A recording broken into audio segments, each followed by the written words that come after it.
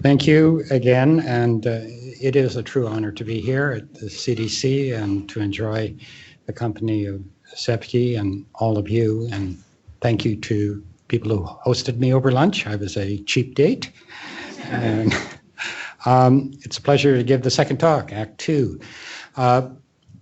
So I am a physician scientist, and I suppose what distinguishes my approach to infectious diseases is this population perspective.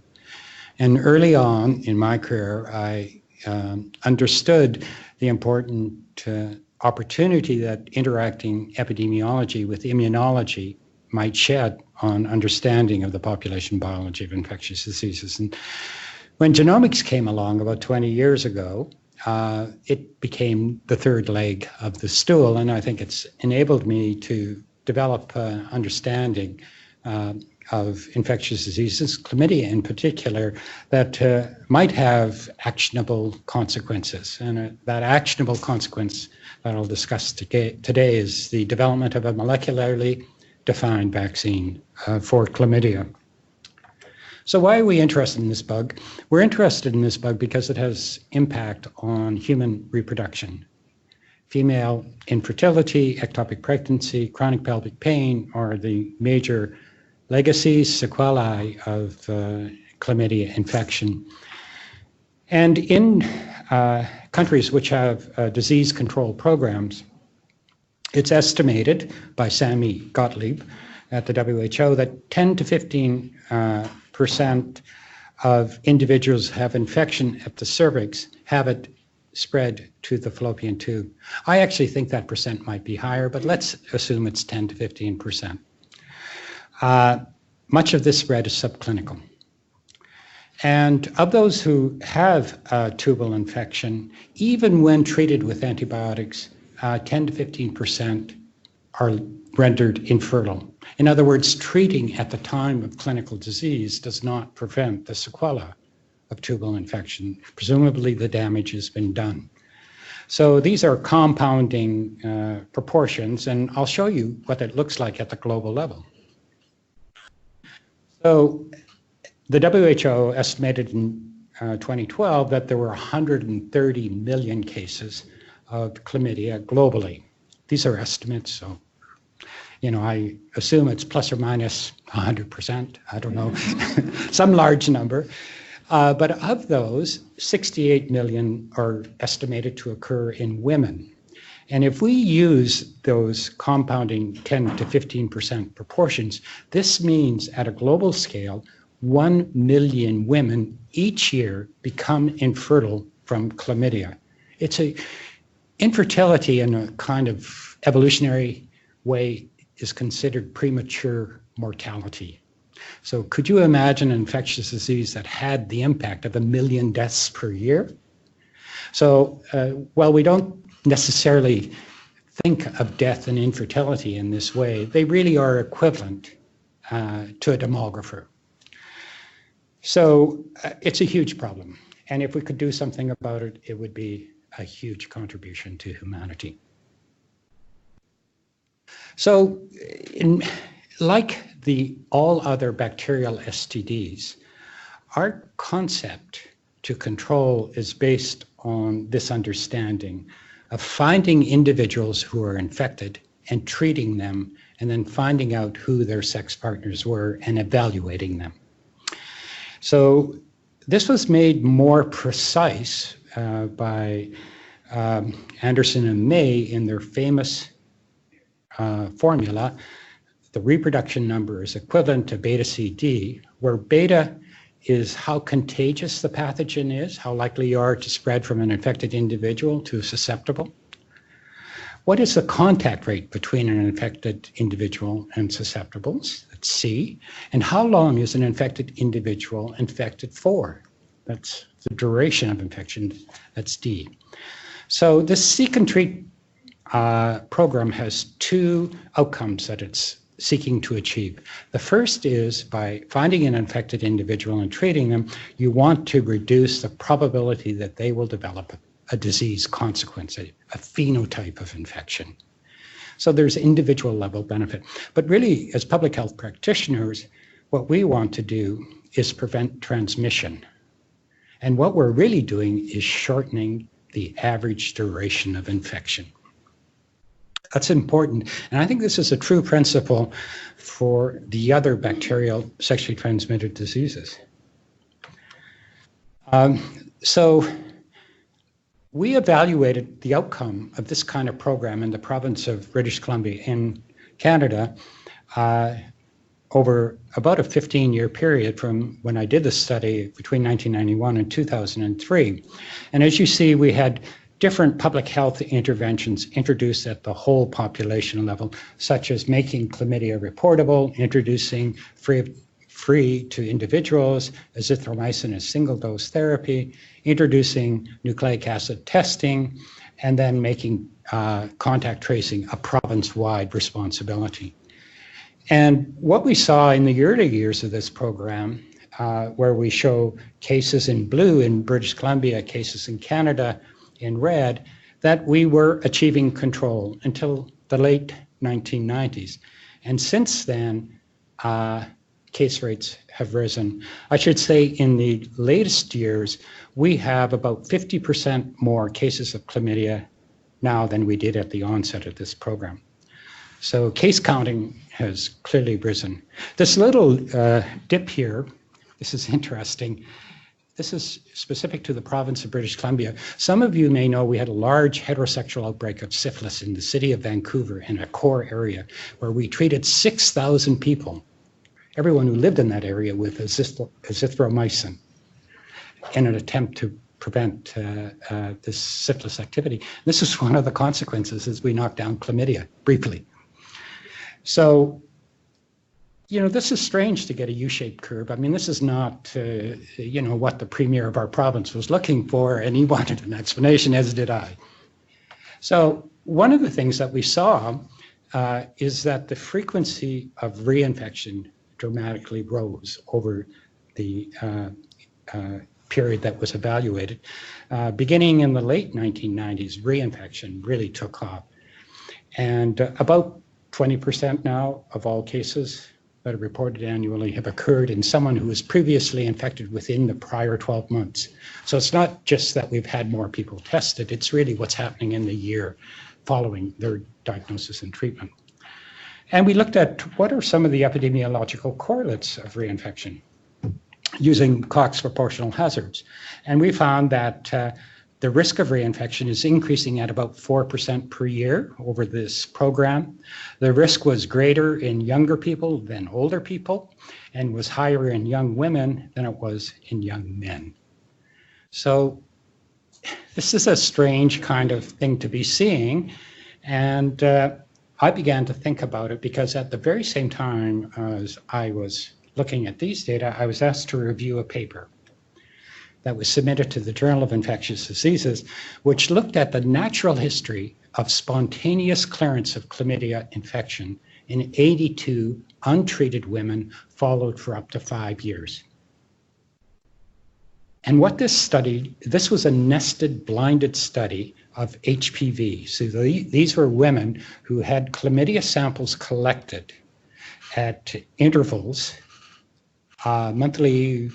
several monthly intervals for up to 5 years, but they were untested. It was only at the end of the study that the chlamydia tests were done, and then anyone who'd received interim antibiotics was excluded from the analysis, and there were 82 individuals left. And this is how they cleared infection. So of these individuals, about 50% cleared infection by 1 year, and at the end of 3 years, about 15 or 20%. So presumably this spontaneous clearance represents the acquisition of immunity and the clearance of the organism from the reproductive tract by the acquired immune response. But this is not like measles, where within 4 weeks you get an immune response that shuts it down. This takes months to acquire. Also, you can see from this, at the time that we launch a national program, the average person has been infected for 12 months. And as we begin to shorten the length that the person is infected for, maybe down to 6 months, or maybe down to 3 months, you can begin to imagine that there's this race towards acquiring immunity and race to treating their infection such that you abrogate the acquisition of immunity. And you basically turn these people back into their risk environment without altering their sexual networks and perhaps even their own individual behaviors, more susceptible than they would have been had they not been treated. This we call the arrested immunity hypothesis. And evidence for this was provided by Will Geisler and his group from Birmingham, where he tested 200 women attending their STD clinic in Birmingham. And at the time, a screening test was done, and by the time they got into the clinic, several weeks had evolved. 2 to 6 weeks had evolved. And in that interval, 44 women spontaneously cleared their infection, and 156 remained persistently infected. All 200 women were treated with azithromycin, and all were seen in follow-up 6 months plus later. And of those seen in follow-up, about 15% were reinfected, and of those reinfections, 2 occurred in those who spontaneously cleared and 33 in those who hadn't. So this is like a 3-fold or more difference, suggesting that if you spontaneously clear infection, you're more likely to resist reinfection. And this was really strong support for the concept that it's immunity that's being part of this clearance process, and that if we're interfering with the time it takes to acquire immunity, maybe at the population level, we're altering the epidemiology of chlamydia. So this is part of the reason why a vaccine is now seen as a priority for chlamydia control. And as I was discussing last night with Gail and Sevki, it's my perspective that really after 5 or 6 decades of trying to control syphilis and gonorrhea and more recently chlamydia, you make some inroads, but it's not a satisfactory outcome. We've not really reached where we would want to go. And I think we need to move to a new era. And I think this is an appreciation of the role of immunity in the epidemiology of these STDs. And understanding that in a precise way may allow for us to make a vaccine. And I think we've come some way in the chlamydia field for this. So approaching this as a vaccine solvable problem, what do we need to do? We need to identify protective chlamydia antigens, and we need to develop ways of delivering those antigens in a vaccine such that they develop T and B responses throughout the reproductive tract of individuals. So in approaching this, there are really 3 large categories of helpful background information. One is the early trachoma vaccine studies done by Tom Grayston and his colleagues. The second is the contributions that have come about by understanding chlamydia infection in mice. As I described this morning, the genome of the mouse chlamydia strain and the human strain are nearly identical. And it's now understood precisely in the mouse what's involved in clearing chlamydia. And the third is we have the chlamydia genome. So in theory, we know the library of antigens to focus on. So what did the trachoma vaccine trials tell us? They told us, I didn't show you data here, but the data are compelling. They told us that we need to use a subunit vaccine. In the vaccine trials, they used whole inactivated organisms. They produced immunity, but those people who weren't sufficiently immunized when they got reinfected, they had worse inflammatory disease. So they also induced immunopathology. And that by looking precisely at the characteristics of the chlamydia organism that were used in the vaccine, they could find that protection was greatest when you used the homologous immunizing strain and challenge strain. In other words, it was a type-specific property of the chlamydia. And this immunopathology reaction occurred whether you were exposed to different chlamydia strains. So genus antigens were inducing immunopathology. So this is well summarized in Tom Grayston's article in STD when he was asked, is there a chance to make vaccine for chlamydia, for sexually transmitted chlamydia. So the genome, I mentioned this morning, there are about 1,000 proteins in that genome. The chlamydia genome from the mouse and the human are virtually identical. All but 6 genes are shared between the mouse and the human strains. And those 6 genes which are different are concentrated in the plasticity zone, and all those genes are involved in evading the innate immune responses of either the human host or the mouse host. So it's in these other genes that we can begin to look for our vaccine candidates. The chlamydia mouse model has shown us that there are 2 categories of immunity to pay attention to. One is what's involved in clearing the primary infection, and what's involved in resisting a re-challenge infection, where the animal has already been immunized by previous infection. So in order to clear a primary chlamydia infection, this is all done by CD4 T cells. Gene knockouts were used in doing these experiments. CD8s were not important, and antibody was not important. It was only CD4 cells that mediated primary clearance. But in reinfection, not only did reinfection immunity depend on CD4 cells, but antibody now played a role. So the concept is, if you have T cells in the reproductive tissues that activate the cells in the reproductive tissues, and then you have antibodies, those cells cannot support the replication of chlamydia. So you might be having phagocytes there that are able to clear chlamydia, or maybe the epithelial cells themselves will not. They've been activated by interferon and they can't allow the chlamydia to replicate. So this suggests that we need a vaccine that induces both CD4 T cells and antibody. The other thing that we learned, this came from a beautiful study in Science, was that these CD4 T cells are of 2 types.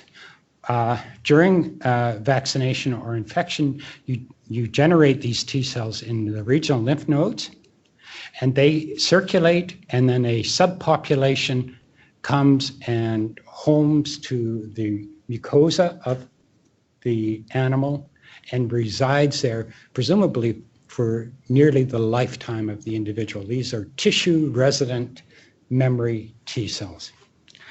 And then a larger pool of T cells are generated, and they circulate systemically to patrol the tissues, but they don't necessarily come into the epithelium.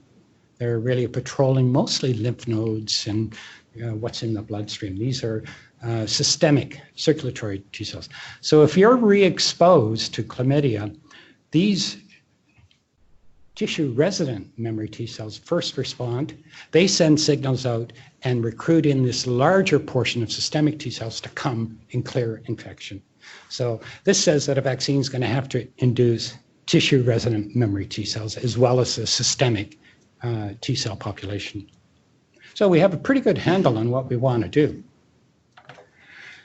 And knowing all of this, I was struck with this observation that in understanding chlamydia immunology, if you knock out class 1 molecules which stimulate CD4 T cells, you don't change the clearance kinetics or resistance to immunity at all.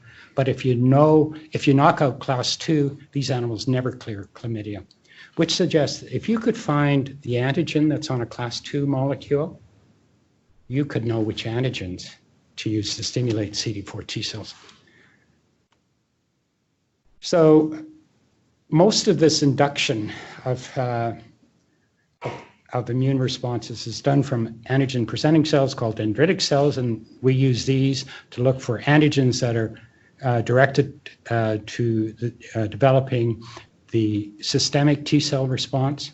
And then we knew that epithelial cells, which are the actual host cells that support the replication of chlamydia, they also may be expressing chlamydia antigens, and those CD4 T cells had to recognize the chlamydia antigen on an epithelial cell. And so the question is, are you going to be expressing the same antigens in your dendritic cells as you are in your epithelial cells in order to have them target those tissues? we set up experiments to do this, and this was made possible. It's amazing how things happen in our lives. I was asked to review a grant by a new recruit to the University of British Columbia, Leonard Foster, who was a proteomic biochemist. And when I was reviewing his grant application, I learned all about mass spectroscopy and how sensitive it was, and that he was the best person in the world to do studies at ultra low concentrations of peptides. And if you gave him peptides, he could sequence. And if I knew the peptides of what was in a class 2 molecule, I could blast this against the chlamydia genome and know what protein it came from. And I could use that protein to immunize an animal, because I knew that protein was getting processed and presented on a class 2 molecule. So that was the rationale. And I struck up a partnership with Leonard Foster, and he's been a long-time colleague. So our first run of looking at chlamydia peptides detected on dendritic cells infected by chlamydia, and which were presented by class 2, generated a range of peptides. You know, these are the actual sequences he found. This is the region that binds to the class 2 molecule. And some of these are structural, metabolic genes. Some are found as membrane proteins.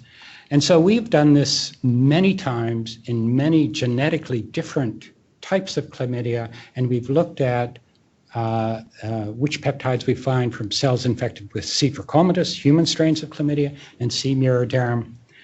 And from this, we were able to observe that it is primarily the membrane proteins of chlamydia, the polymorphic membrane proteins, E, F, G, and H, and the major outer membrane protein, which are capable of presentation. They get presented in different, and depending on the genetic background of the mouse, with different epitopes, which is entirely what you expect.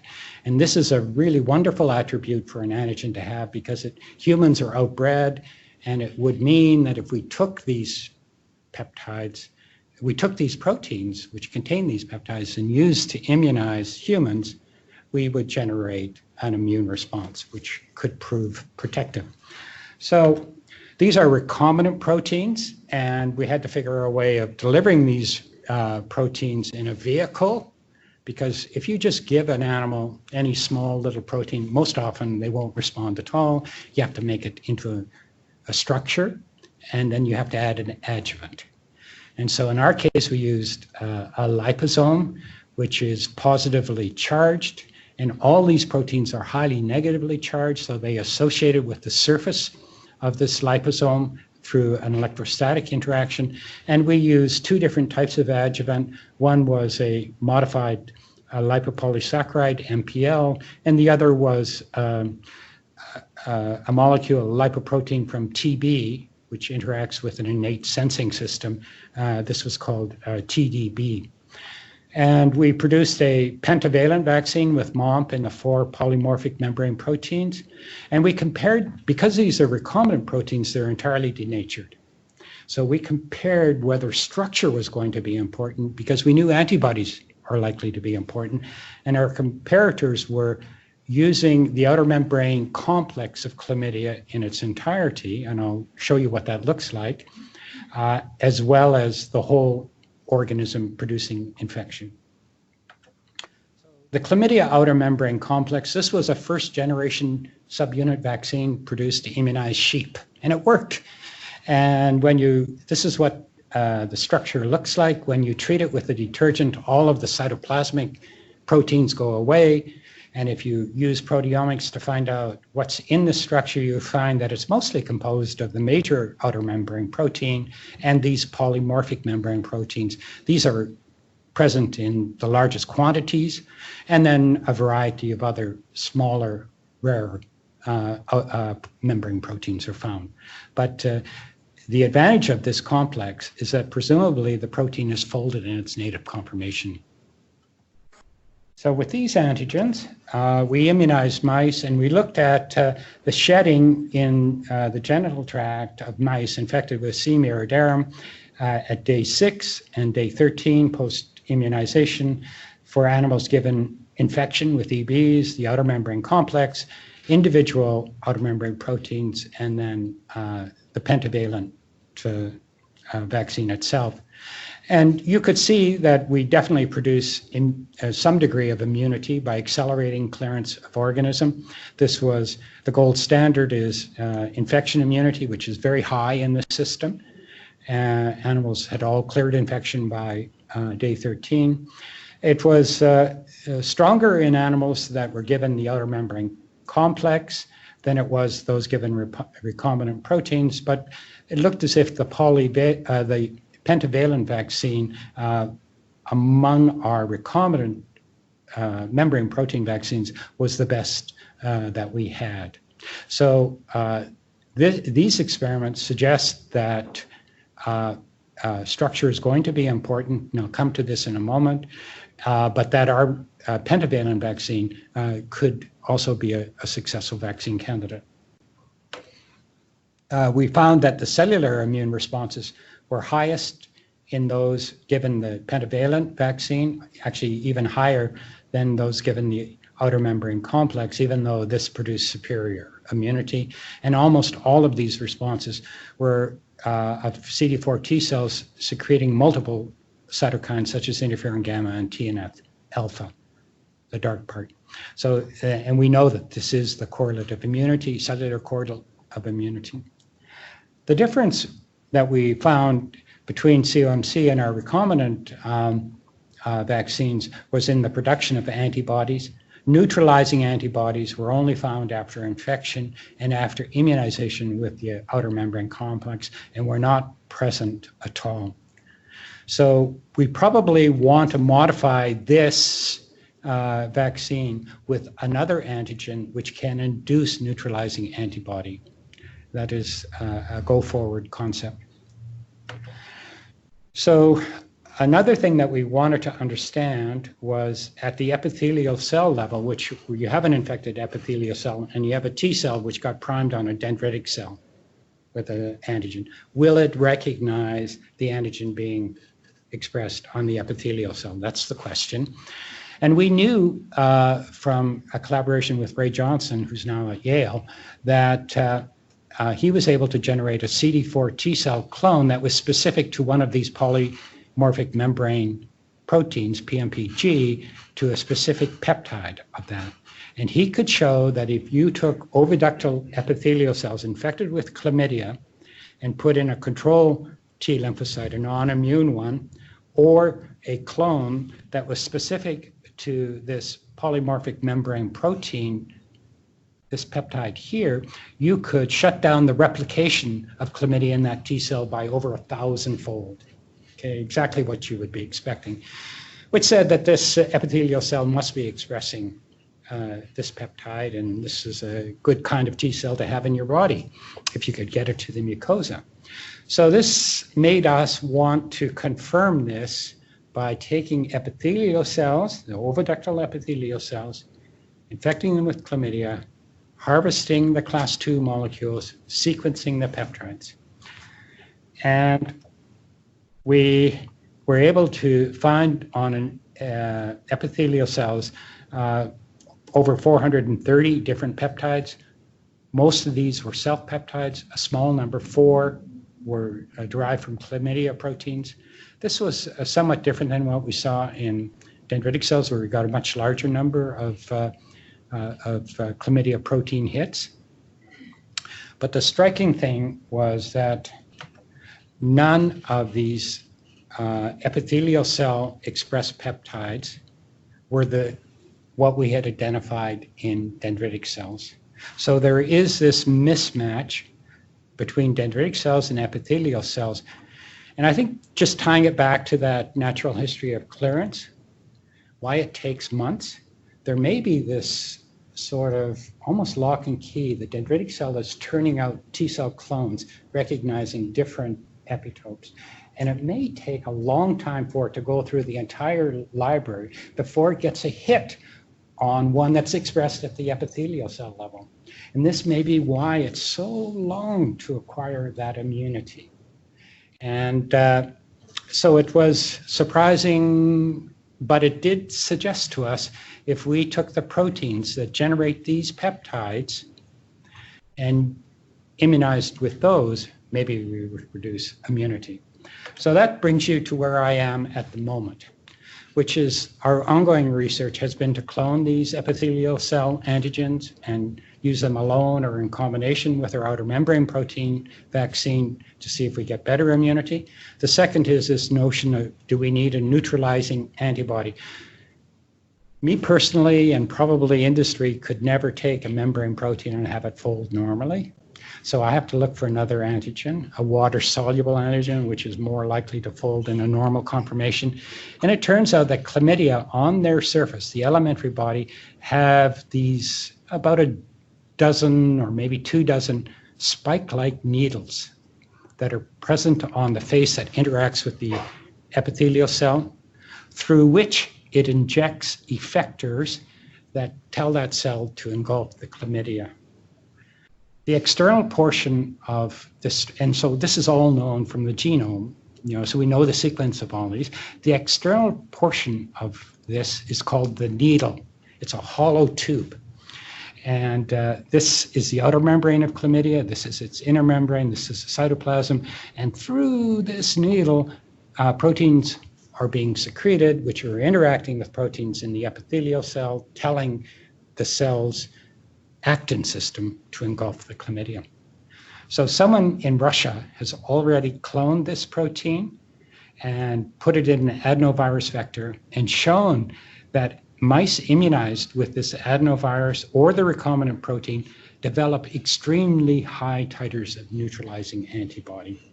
So this suggests to me, and we're in this process of cloning the gene for this particular protein. It's called CDSF. It's about 8,000 Daltons, so it's a small protein.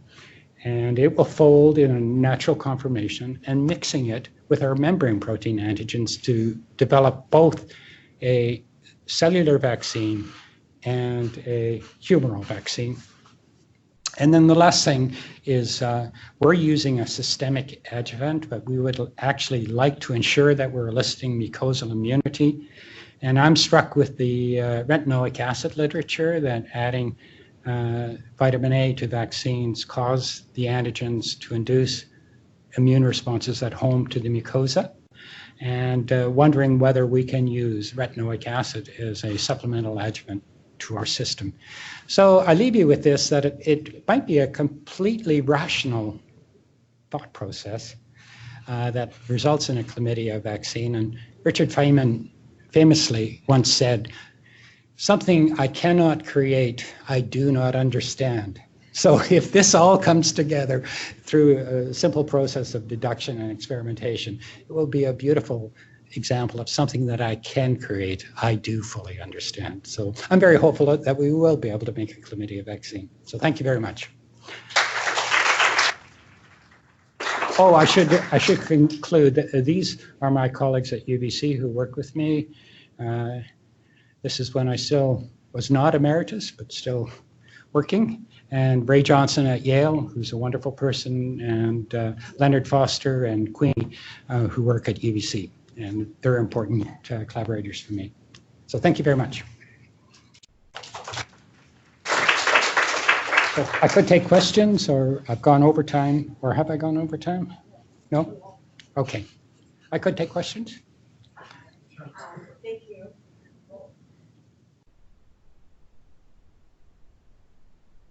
Thank you for a great talk. It's actually been a big pleasure to watch both of your presentations today. They've been fabulous.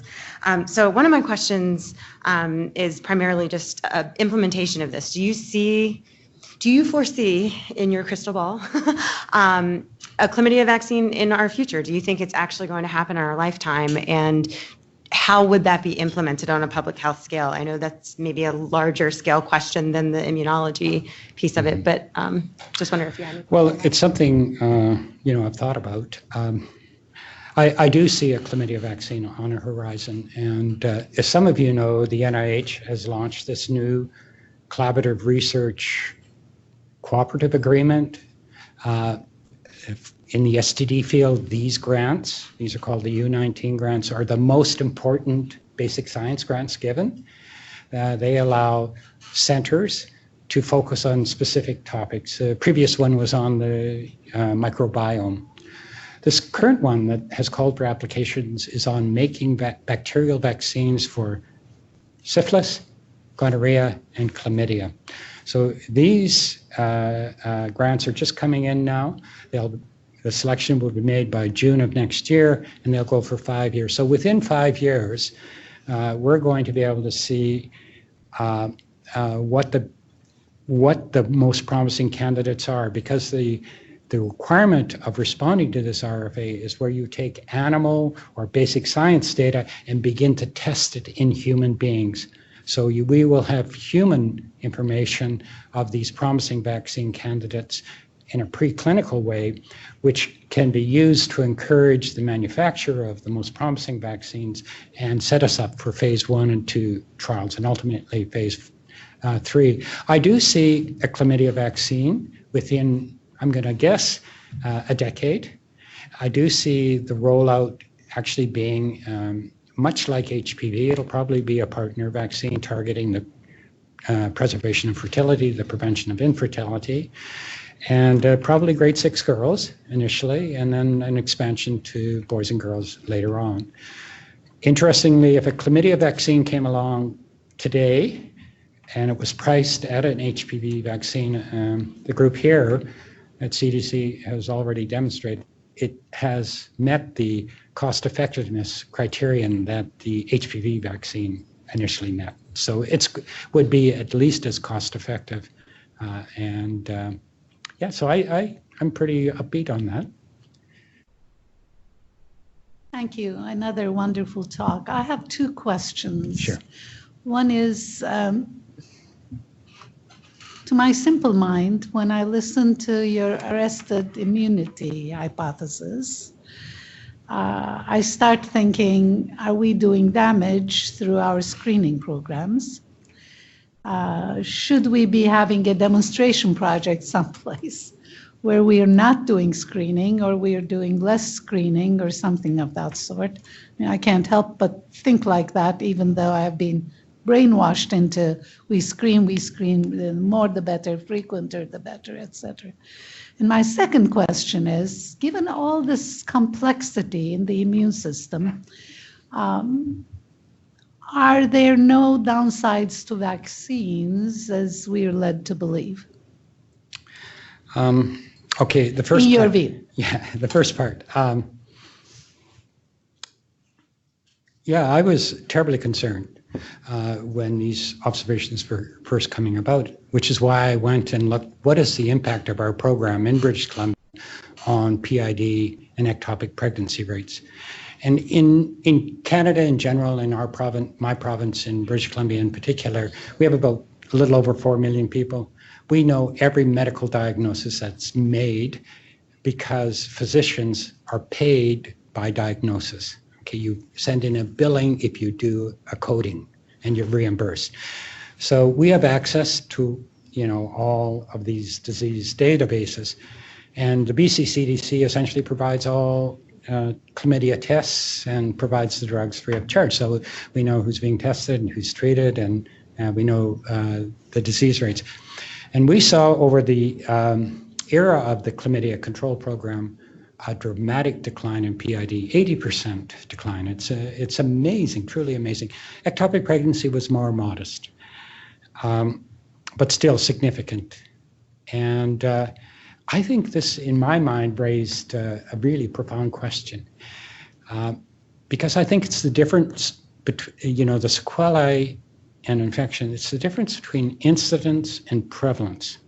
I think complications are duration dependent. They're a prevalent manifestation. Case rates that are reported are a surrogate for incident. So I think we've produced net overall benefit by improving the reproductive health of women with this screening program, and are not harming people in that sense. But I think it's wrong to view this as a chlamydia control strategy or program because it probably is increasing incidence. And I think this way of thinking allows us maybe to reconceptualize the control of bacterial STDs by factoring in immunity as a force that fundamentally shapes their epidemiology. And we should exploit that because, as I told you, after 6 decades of effort to control syphilis and probably 5 decades of syphilis and 2 decades now of chlamydia, we are not achieving control. The chlamydia control program is incredibly costly.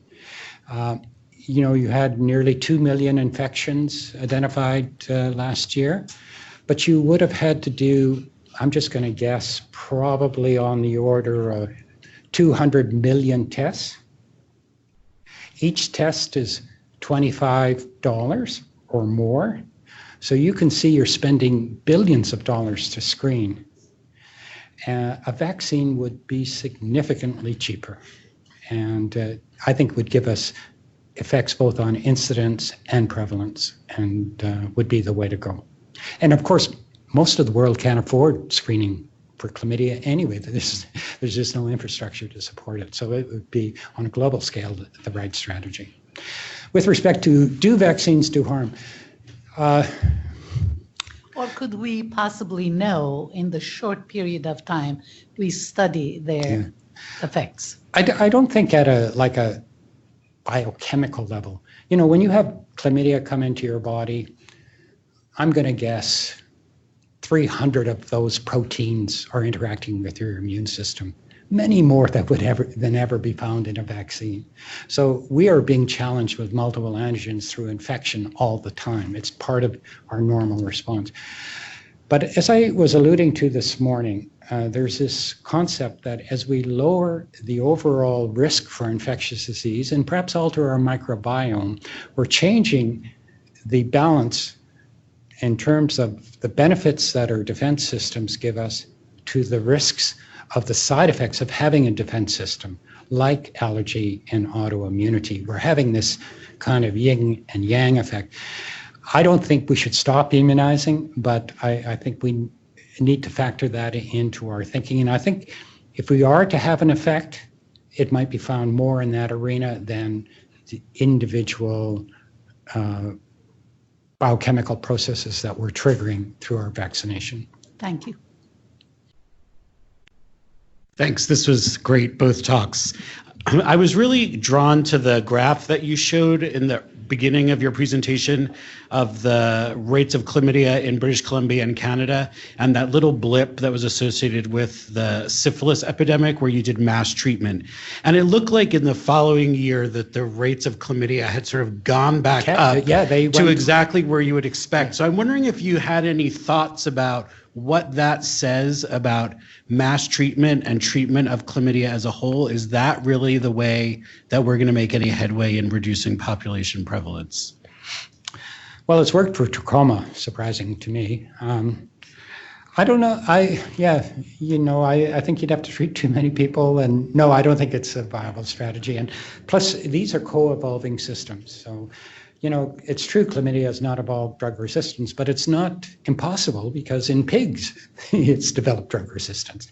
So I don't think a disease eradication based on antibiotic treatment is the way to go. I don't think we can do disease as prevention, treatment as prevention with this problem. So thank you again for more enlightening discussion. So I have a number of questions and comments. So to your question about chlamydia control, my question is, should that be our goal? I think we've seen similar, declines in PID. We have limited data, not as good data as you have, at a time that we've sort of reached this steady state of chlamydia incidence, prevalence, whatever we're at. We never had that nice U curve. When we started our IPP project, we just had high prevalence. We were able to dramatically reduce it and get down to this 4% level. And so the real question is, with the current tools we have, is control really something that we think is achievable? And I was also interested in the fact that you did aggressive contact tracing, which we've never really recommended for chlamydia, and I think we've dabbled with it in gonorrhea, and there's some people that debate whether it had any effect at all. But is there anything you can, because we still have some programs in the United States using a lot of resources for following up on every single chlamydia case. We have not been recommending that, but certainly it would be helpful to have some data suggesting this additional tool had what population impact on your chlamydia rates. Were you able to look at that? Yeah, well, because we've done it at a province-wide level, I mean, we only have before and after data. Right. We don't have within the interval data. I would say it doesn't look like it had much of an impact. And I think contact tracing is a good thing to do. It seems sensible, and to the extent you can do it. I don't think you should spend a lot of money on it. I think behavioral changes are quite transient. And anyway, I think it's network properties. It's a lot of things the individual can't control. It's who their sex partner is, what network you're in, and all that sort of stuff. They go beyond the ability of contact tracing really to disturb that. So I don't think that is adding a whole lot. So I think seek and treat is probably giving you 90% of the benefits you're getting. Can we continue this program and reach control? If control is going to be measured by absence of cases, no, I don't think you can. But I think the program, because it shortens duration, is having a positive health benefit by reducing complications. And normally, the way we rationalize control programs is to reduce disease. And so I think it was the right rationale in the beginning to choose infertility as the reason why you'd want to prevent chlamydia. And I think it is achieving through the surrogates of PID and ectopic pregnancy that goal, and actually in quite an admirable way. And then the second question I have sort of relates to your protection, your immunologic, arrested hypothesis. You clearly showed that you shorten the duration of infection, you had increase in your repeat infections. And at least, I was always trained that, at least the animal models showed and some other models show that the second time a woman has chlamydia, she's at a higher risk for upper tract infection. And so it's interesting, at the time you saw more repeat infection, you are also seeing declines in PID. And most of your immunity seems to be around protection against infection. And do we know any correlates of protection against the sequelae and disease? Is that being looked at? That's a good question. Just to answer the second part first, no, we don't. Okay. I think, the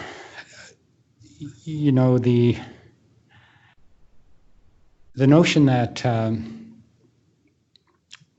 shortening the duration of I'm sorry, I'm losing the train of thought here. Go back to your first. So if we shorten the duration of infection, which arrests the immunologic response, and people end up with more repeat infection, we've always thought additional infections in an individual increases your risk of upper tract disease. Yes, there are two pathways to disease pathogenesis with chlamydia. This is really important to understand. And one of the ones that you can most readily demonstrate in animals, and which was seen in some of the early trials, epidemiologic studies in humans, is reinfection. So if you frequently reinfect a host, you are more likely to produce inflammatory pathology. So that's one route. Another is the length of time that an individual is infected for increases their probability of a disease outcome. And so the way I would interpret our finding is that duration is the major determinant of chlamydia disease sequelae. Reinfection is a minor component. And I was concerned enough about the reinfection hypothesis to look closely at the ectopic pregnancy data, because that's a pretty hard endpoint. And it's definitely true. Since about 2006, we've seen steady increases in ectopic pregnancy, but it's total speculation on my part that it's driven by reinfection. But Yeah, I think what these data suggest is that of the two potential mechanisms for pathogenesis, reinfection, frequent reinfection, and long duration infection, long duration was the larger component. Great, thanks. Okay.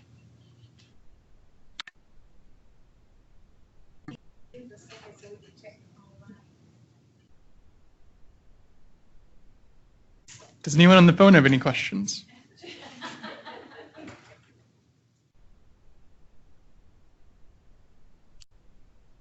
I'll ask a quick one. So it's kind of building off of what Gail was asking you about.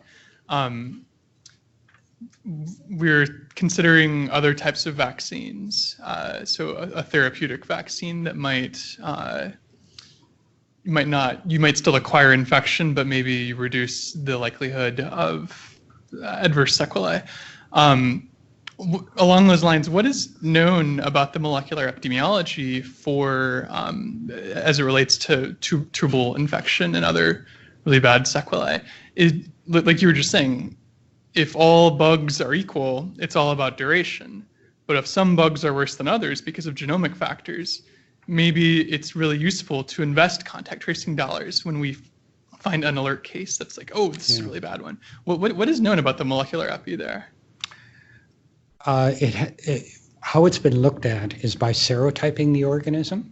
So chlamydia is classified into multiple serovars, and there is not a specific reproducible association with a serovar and a disease sequela. I would say that's the overall assessment. There have been individual studies which have offered maybe contrary, but I think in aggregate, most studies do not find a specific serovar association with disease sequelae.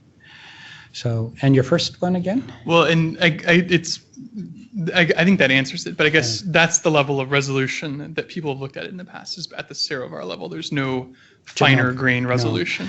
No. But I was trying to, through the TB example I gave this morning, suggesting, to the extent that people go to hard work to put together transmission maps of chlamydia, you should really team up with people who can get you genomic sequences. So you can look at, is it a persistent infection? Is it a reinfection? Are there disease phenotypes correlated with genomic differences outside the MOMP locus, which determines the serovar? This is easy to do. I mean, it costs less to sequence a chlamydia genome than it does to do the micro-IF test, which we used to do back in the good old days. So, these tools to molecularly characterize your pathogen are pretty easy to apply. And I think, a sort of thought I want to leave to you is that we need to get outside of our own discipline silos and begin to interact with people in other fields to actually have them interact with your thoughts, not for you to necessarily use their thought, but it would trigger a new way of you to think about your problem. And one really interesting thing to do is to get someone with different expertise interested in the thing you're thinking about and working with you on that.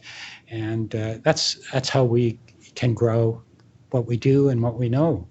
And with Leonard Foster, his involvement with me now has made him into an MHC proteomic scientist, and so he's very excited by that. Yeah. So anyway, I think I'll leave it with that, and thank you again for being such a hospitable audience and enjoying it. Thanks.